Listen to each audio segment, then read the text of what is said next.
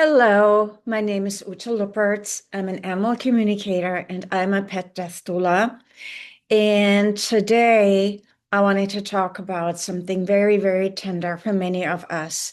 And this is the time after our animals have crossed over.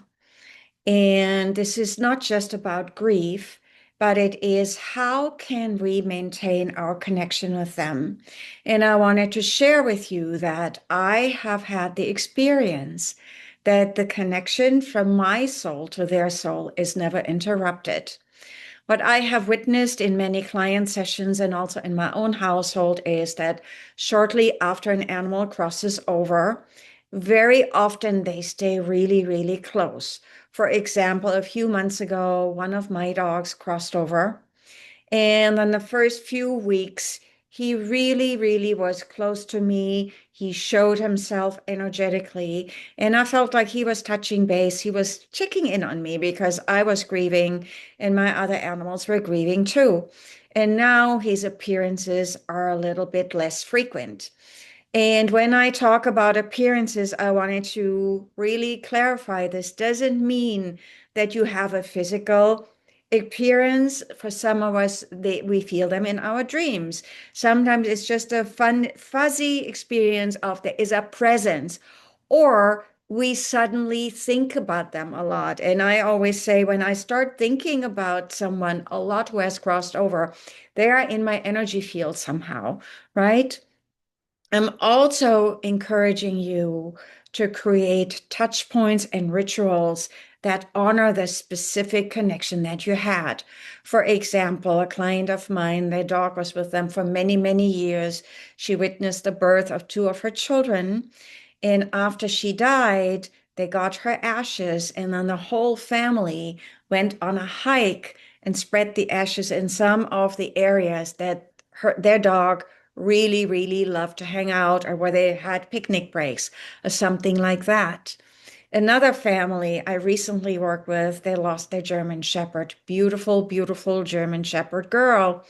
And when I channeled her, she says, I really want you to see the wolves. And they also have two little girls, 2 and 3 years old right now. And then the whole family went on a day trip to a wolf sanctuary because that is what their dog asked them to do, to remember her and to remember her genetic memory, because she certainly remembered that she descended from the wolves. Right? So there are many, many things that each of us can do that are very personal. And sometimes it just means we are quiet, we feel them, we light a candle, or we frame a beautiful picture, whatever it might be. I do a lot of writing, so I have published many essays about my animals and about the end of life journey. That is something that helps me, right? One of my dogs, for example, he is a spirit helper when I'm dealing with a very iffy hospice situation with one of my clients. Another dog who I lived with many years ago is a surgery helper. So when I prep in a session a dog for surgery, energetically previewing with them what it could be like to have a surgery, then sometimes he shows up to help them when they go under anesthesia and do this and do that, right?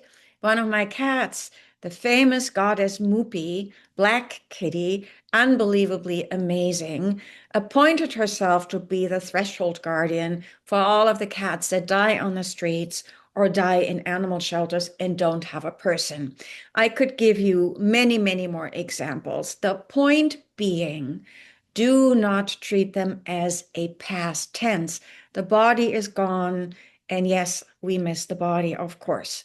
I miss the presence. I miss putting the food bowls out and all of the things, right? And also giving space for grief and sadness and longing. But they know when we talk to them, they know when we talk about them. And I cannot tell you how many times in a session that I do with an animal that is in the spirit realm, they say, I don't know why you talk about me in the past. I am right here, wanting to guide you, wanting to be a presence, or wanting to go on a mission to help other animals. There are many variables to this theme. The biggest thing that I want you to take away from this is Do not think it's over. It is different. We need to feel what we need to feel, but they are with us forever. Love never dies, and souls don't have an expiration date either. So if this was interesting for you, let me know your thoughts. If you have any questions, let me know your thoughts too. If you want to subscribe to my YouTube channel, I would be ever so grateful. And this is a more metaphysical version of what I often talk about. There are many other topics that you can find in my YouTube channel. Thank you so, so much for listening. Until next time when we see each other again. And bye for now.